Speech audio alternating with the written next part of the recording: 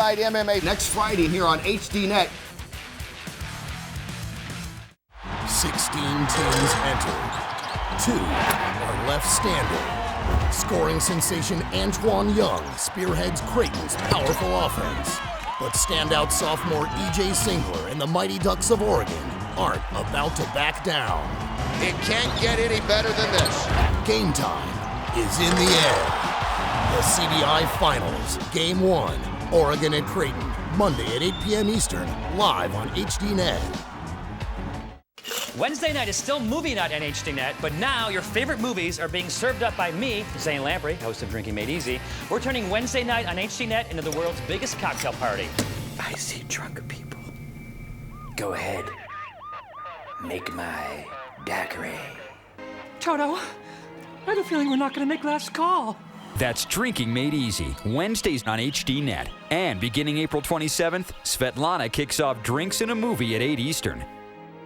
I'm so glad again, never be sad again. Bluebirds here to say, chase those blues away. Life is so sweet, life is complete, and I'm just the luckiest thing. Ring-a-ding-ding, I'll tell you why I am so happy today. We play because the nights we lose are the nights we learn the most.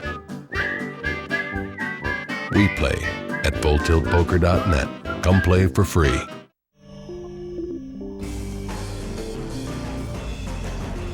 The following is an HDNet original presentation. A lot of people kind of erased me and said that I wasn't going to be fighting again because I suffered a loss. For 7 long months, this is the night Bobby Lashley has waited for. A chance for redemption, a chance to prove critics wrong. For John Ott, this is the night he's waited for his entire career. A chance to reach the national stage, a chance to take the next big step. This fight's the biggest fight of my life. I mean, you couldn't ask for a bigger opportunity. I have nothing to lose and everything to gain. Tonight, Bobby Lashley and John Ott face off in front of a hometown crowd. To beat Bobby, I'm going to have to outlast him. I'm going to have to hit him hard. I'm going to have to stun him. When they actually see what I'm capable of doing, some of these guys would say, wow, I mean, this guy has the potential to go really far. Also, coming off his stunning win over Tim Sylvia, can Abe Wagner do it again? Plus, Phil Baroni, the New York Badass, makes his Titan debut. Live from Kansas City, this is Titan Fighting Championship 17.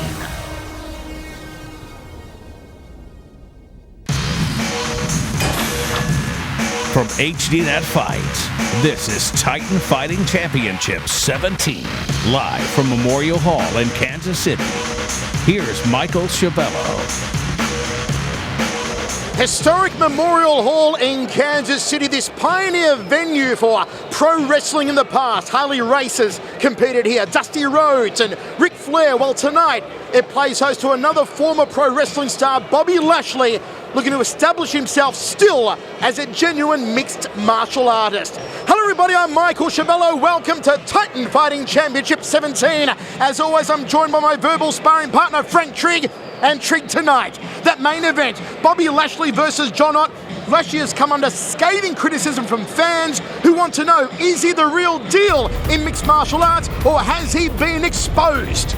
I think he's been exposed a little bit because he hasn't been pushed hard enough, fast enough. A lot of other guys come out, they don't get these little simple fights that they've had. They get pushed hard and heavy. I think I would have stepped his game up. Now, he said his last time they fought he was a little bit sick.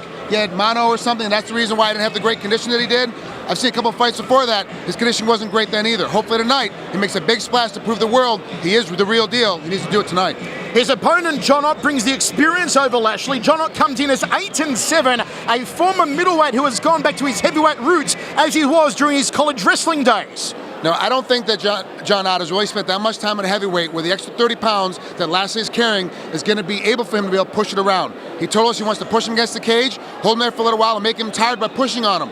I think his best bet is to run away from him for a little while and make sure that cardio problem we saw last fight against Griggs isn't a cardio problem. It really was sickness. Because if it's not a cardio problem, then Lashley's going to beat the crap out of him, grab a hold of him, and put him down very quickly. Okay, let's see what Big Bobby's got to say for himself. He's backstage with Ron Kruk. Bobby Lashley, you were originally scheduled to face James Jack. However, he was taken off the card just a couple weeks ago and replaced by John Ott. How has the different opponent changed your preparation for this fight tonight? It hasn't changed my preparation at all. I mean, I really didn't know very much about James Jack. I knew he was a big guy. I think he was like 275, 6'4", so he was going to be, a different challenge to me. And then when it got changed, we just kept camp going the same. We wanted to do the same thing regardless of the opponent. So our camp didn't change, just a different opponent. We just kind of changed things up a little bit. This guy's a little shorter, so we just worked on different techniques in our striking, and outside of that, we're going to keep with the same game plan. You probably, more than anyone else, know there will always be critics. Yeah. You're facing a relatively unknown fighter in Ott, so if you win, the critics will say, well, you beat a guy that you were supposed to. If you lose, they'll begin to question your MMA career. How much is on the line in this fight tonight? I think everything's on the line. Anytime when I go out there, it's on the line. The critics are always going to want me to lose, and then the people that support me are always going to want me to win, regardless of the opponent. So, I mean, as some people say, at the end of the year, I want to have more critics and more haters than anyone else. So I'm going to keep stacking them in there until I get a full boat. You're on your way, Bobby. Thanks for the time. Thank you. Okay, Michael, Frank, back to you. Thank you, Ron. How about the size there of Bobby Lashley's bicep, Frank? It's bigger than Ron Kruk's head. I've got to ask you, Frank, your prediction on this one. Lashley comes in as an overwhelming favourite, and a gigantic underdog is John Ott. How does this one end? Well, hopefully you guys at home have been watching my bets as of late because I've been getting killed. But I have to be honest with you, I kind of agree with everybody else in the world right now. Lashley's going to beat this guy up. It's going to be quick. I'm guessing a minute and a half in the first round. Okay, it is the main event of a stacked fight card here at Titan Fighting Championship 17. We kick off with a rematch. They fought as amateurs tonight. They go at it as pros. John Hollis against Sharkbait Anthony Gutierrez. Then Nathan Schut takes on the hammer fists of James Krause. Alonso Martinez takes on Big Daddy Longlegs Aaron Darrow. Then we move into the business end of the card. The Brazilian Jiu-Jitsu brown belt William de Souza from Brazil takes on Eric Marriott. Nick Nolte takes on the returning New York badass Phil Baroni, a must-win fight in the career of Baroni. Then it'll be Aaron Rosa take on the man who knocked out Tim Sylvia here last time, A. Wagner. And again, that main event, Bobby Lashley takes on John Ott. Frank Treat, take us through the rules for Titan Fighting Championship 17. Here at Titan Fighting Championships, we're using unified MMA rules. The scoring, as always, is a 10-9 must-point system. All fights, because there are no title fights, are 3 5-minute rounds. So all is in readiness here at historic Memorial Hall for Titan Fighting Championship 17 to get underway, with Anthony Gutierrez taking on John Hollis. Let's see how they stack up. They met as amateurs, they go at it now as pros. John Hollis, 4 years the older, also gives up a massive height differential, some 5 inches. Both men weighed in at 140, but the half-inch reach advantage goes the way of Sharkbait Gutierrez. Let's go up to my double, Stephen St. John, to get us underway. Ladies and gentlemen, introducing first, fighting out of the blue corner. He weighed in tonight at 140 pounds with a record of 2 wins and 1 defeat. He hails from Salina, Kansas. Let's hear it for John Hollis.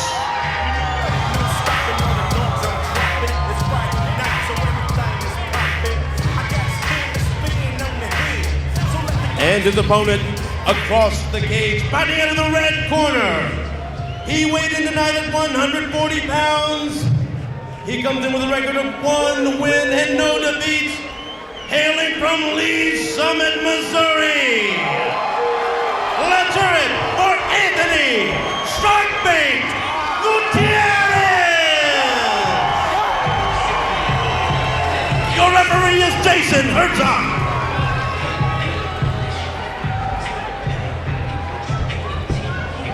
Coach has gone over the rules in the back. There are no final questions from you, Blue. No final questions from you, Red. Touch gloves, come out ready to fight. They fought once before as amateurs about 9 months ago. It was a quick win for Gutierrez. Since then, can you believe this? Hollis has had 10 professional fights in boxing and mixed martial arts in 9 months. 2-0 in pro boxing.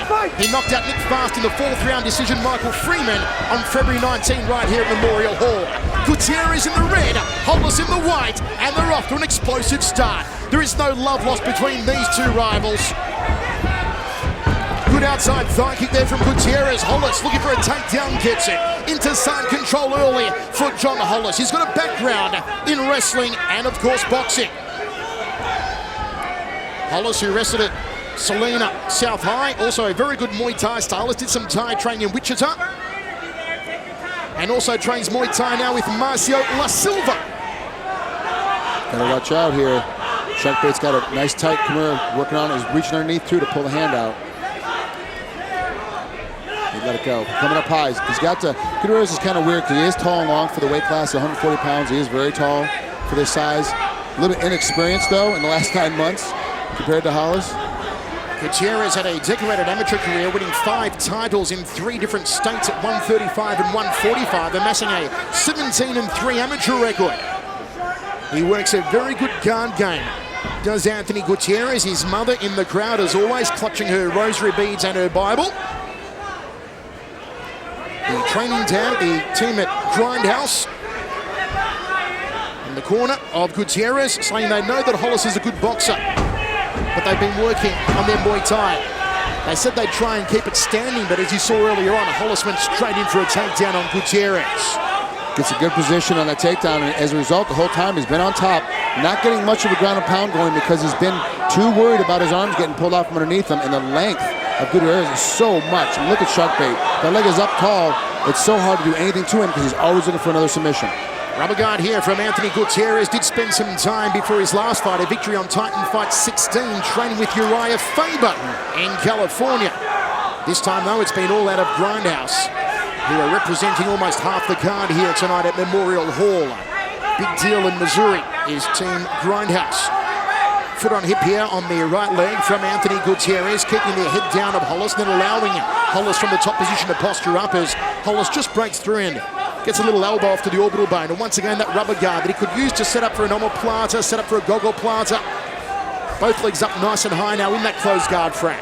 Looks like he could work to a double armbar if he chooses to in this position as well, but the good thing that, oh wow, he almost got his hand put on it. The good thing that Hollis is doing is he's pushing in nice and tight, looking for the space and trying to keep his elbows under control.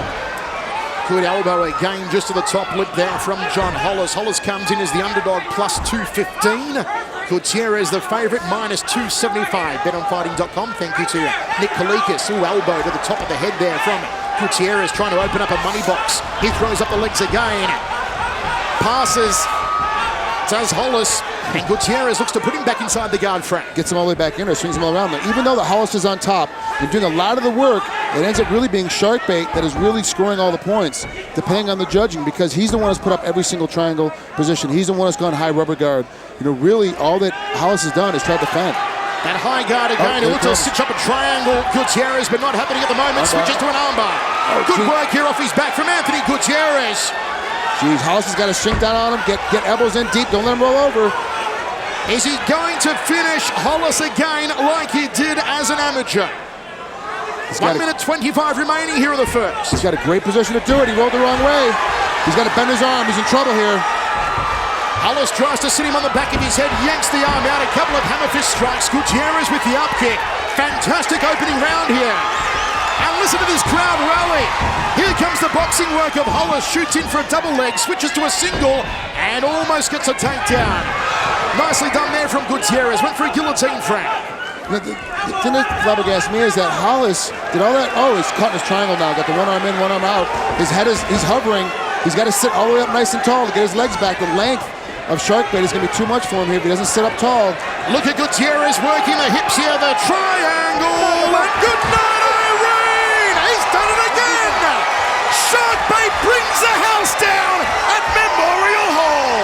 Jeez, I can't believe that. You know, Hollis did all that work to pop up, did all the work, and finally got away. So let's go back to our feet. Let's stand up. And immediately goes in and shoots for the takedown. If you're going to stand up with a guy like that, you know you've had problems with him on the ground. Don't take him back down again. Stay up tall.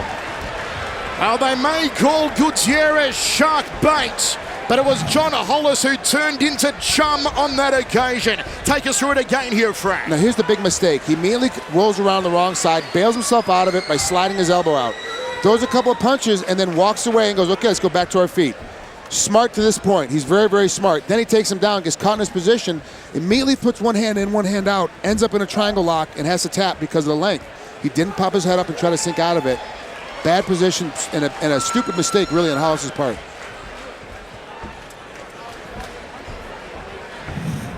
Jubilation for Anthony Gutierrez moves his pro career forward 2-0. And let's go up to Stephen St. John to put it in the history books. Ladies and gentlemen, this bout has ended at 4 minutes and 20 seconds of round number 1. Your winner by tap out due to triangle choke out of the red corner, Anthony Sharkbait Gutierrez. A more popular young man in Missouri you will not find. Anthony Gutierrez once again bringing the house down at historic Memorial Hall. A great way to kick off Titan Fight Championship 17. We are going to see the return of the New York badass Phil Baroni in a make-or-break fight later tonight. Baroni needs to win to keep his mixed martial arts future alive. And you know he's done it tough throughout his entire career. Just have a look at some of the opponents the badass has faced over the years. Losses to the likes of Joey Villasenor, Frank Shamrock, and Kazuo Masaki. Wins over Yuki Kondo and Ryo Chonen. And Minowa Man, tough losses again. Evan Tanner, Matt Lindland. He never does it easy. Does the New York badass Phil Baroni? Will he do it easy here tonight? Or will he get another stiff challenge in his storied career? At the American Kickboxing Academy in San Jose, California, a comeback is under construction. I'll go through.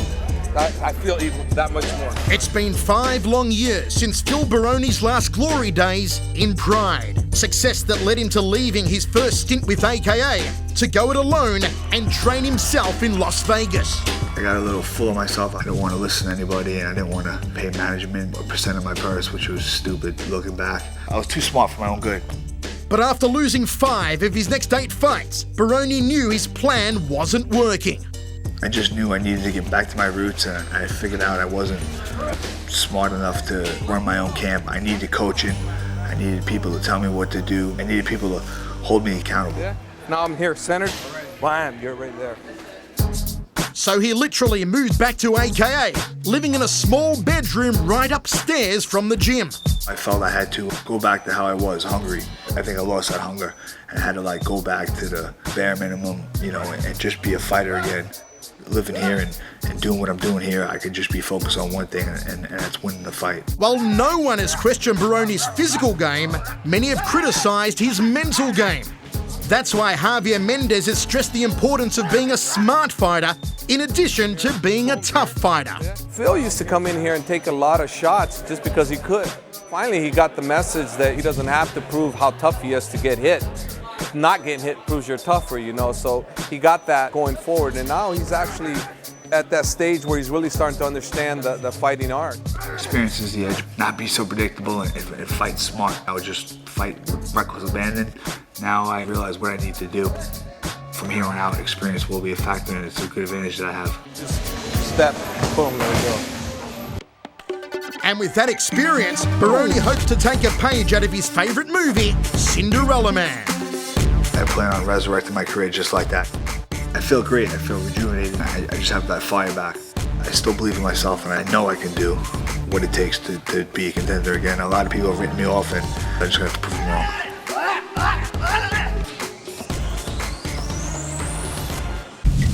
Still to come, gym, tan, laundry. These are for sissies. More to come with the New York badass. Why he's going back to the basics, in and out of the cage.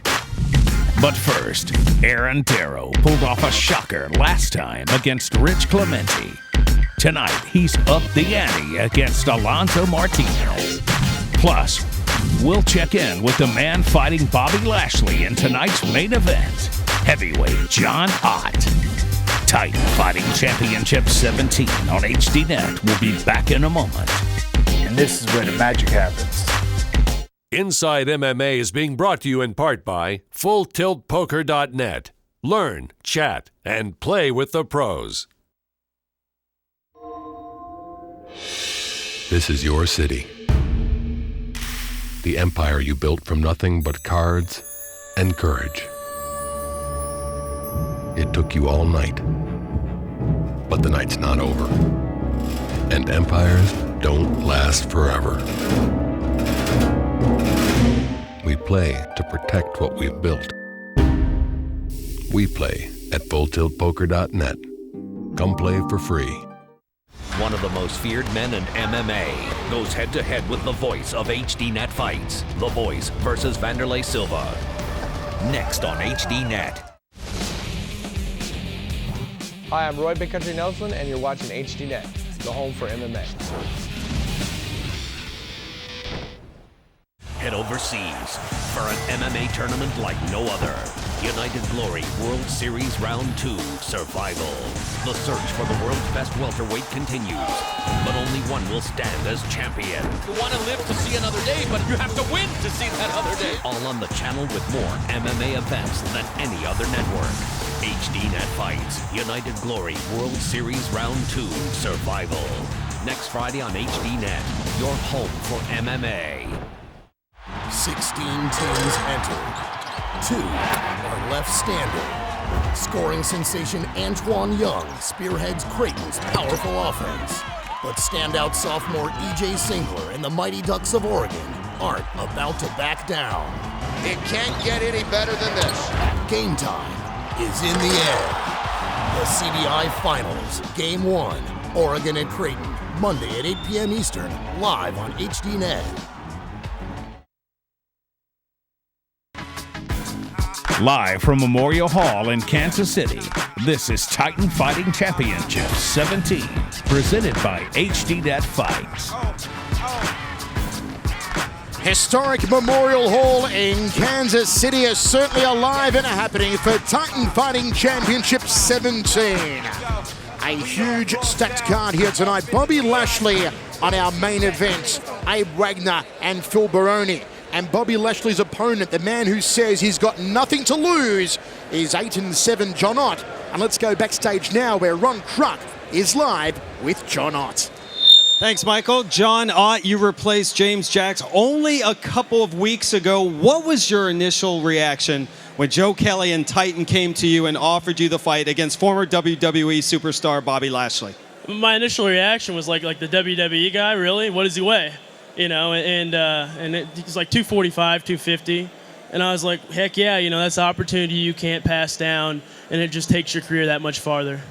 Now, you normally fight at 185 or 205, although you have had some amateur bouts as a heavyweight. You weighed in yesterday at 215 compared to Lashley's 252. How do you counter that size advantage? Well, in the gym, I've been training with guys that are 275. They're even taller than Lashley, or at about the same height as Lashley. So, you know, my countering is using what I have. You know, I've got a good stand-up to take him down. I got good wrestling defense, and using that in my advantage to turn it around and get a good win.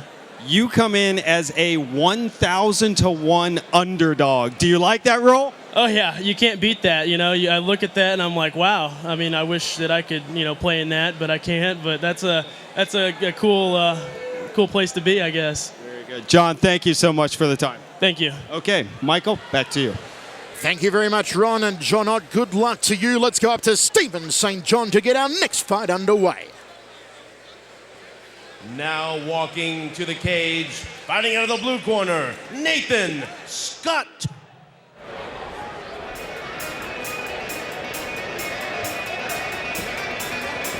Nathan Schut from Plymouth, Minnesota, training out of Revolution Defense and Fitness with Brock Larson and Luke Poppen. He's wrestled since he was just 4 years old. He wrestled for Meadow Creek Christian High School, Ridgewater Junior College, was a State 2 Division II in St. Cloud, 3-time National Wrestling Qualifier and an All-American. He's won his last 5 fights in a row and says he's taken his training to another level. Training full-time now, focus a lot on his stand-up for this fight tonight. More of a ground fighter and working with Brock Larson. He hones the ground skills very well, but now working with a stand-up coach in Sergio Cunha, who used to be the striking coach for Schut. So you know he's in good, violent hands when it comes to the Muay Thai skills. Schut, who says that his opponent, James Krause, has nothing that will worry him here tonight, And rolling with Brock Larson, nobody's wrestling or ground game can bother him at all.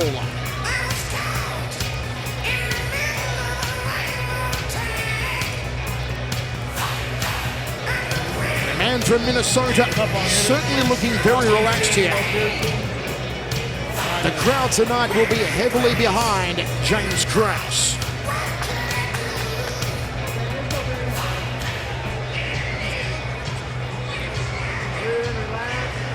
And out of the red corner, here comes James Krause.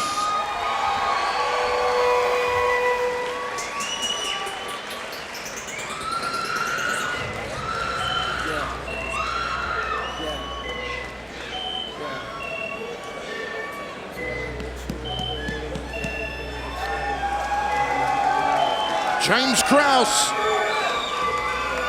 from the Grindhouse MMA gym out of Lee's Summit, working out with John Ott, Rob Kimmins, Eric Marriott, Anthony Gutierrez. An entrepreneur and a fighter, owner of the Poster Boy Clothing, and also a marketing manager for a used car lot. Comes in off a loss to Tomi Amada last time out, before that a win over Kal-El Robinson. Needs to find some consistency and a victory here against Schut tonight. Of course, you know Krause from having fought in WEC and in Bellator, and making a return of sorts here tonight after almost a year out of action since that loss to Amada at Bellator 14. Has gone 7-3 in his last 10.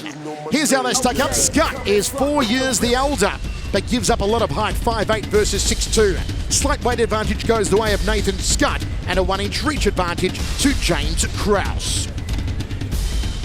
Krause's career started explosively. He won his first 10 fights in a row, 9 of them inside the first round, before suffering his first loss to Donald Cerrone at WEC 41, and has gone 1-3 since. Stephen St. John, let's get this one underway. Ladies and gentlemen, here are the participants for our next bout of the evening. Fighting out of the blue corner, he weighs in tonight at 160 pounds with a fine record of 13 wins against only 4 defeats. He hails from Plymouth, Minnesota. Please welcome Nathan Schut.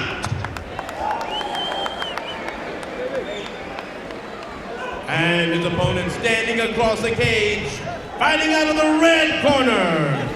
He weighed in tonight at a ready 159 pounds with an excellent record of 11 wins and only 3 losses. He comes from Lee's Summit, Missouri.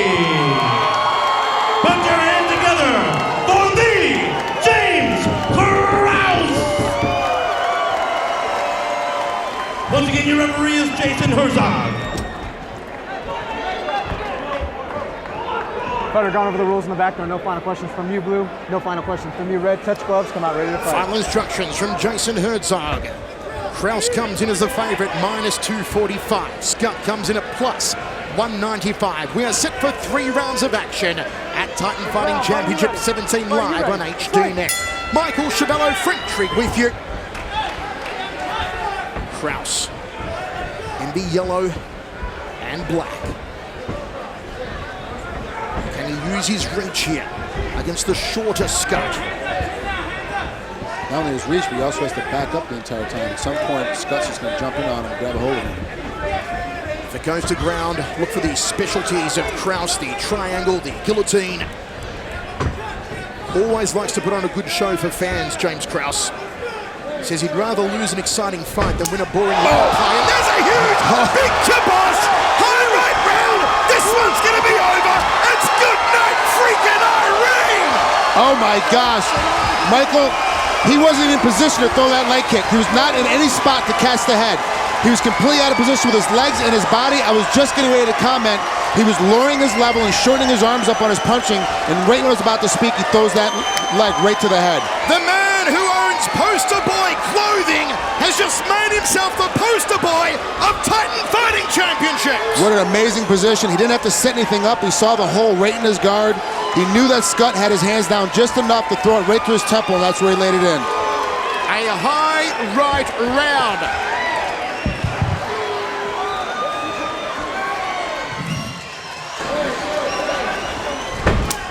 Oh my! Did you hear that smack reverse?